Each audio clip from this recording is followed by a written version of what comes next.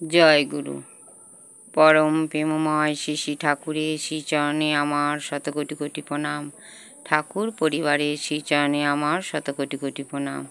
সকল ভক্তিমতী দাদা ও মায়েদের আমার আনন্দিত জয় গুরু। আজকে আমি বলবো ইষ্ট প্রতিষ্ঠার জন্য শুদ্ধ সত্তার প্রয়োজনে শ্রী শ্রী ঠাকুর কথা প্রসঙ্গে কি বললেন শুনুন। জগতের কল্যাণের জন্য আরও বহু শুদ্ধ সত্তার প্রয়োজন।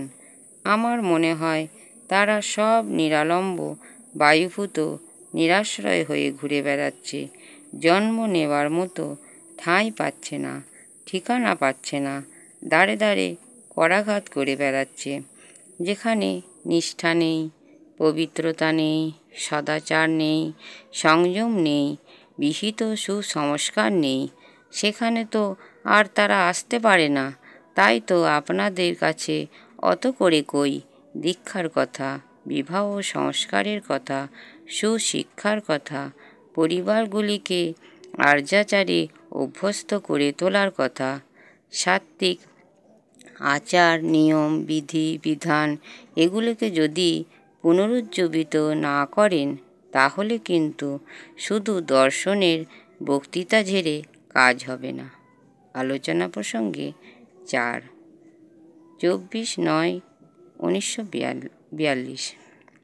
আবার ঠাকুরের অনুলোম ও প্রতিলোম জাতক চেনা যাবে কিভাবে বললেন। গঙ্গা যমুনার জল চেনা যায় কিভাবে দেখা আছে তো।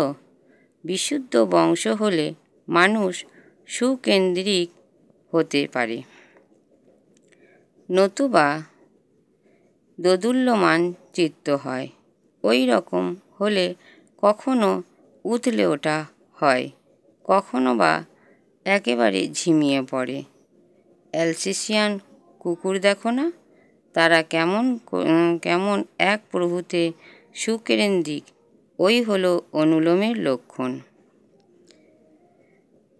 শ্রী শ্রী ঠাকুর অনুকূলচন্দ্রের বাণী দ্বীপরক্ষী, 2য় খণ্ড।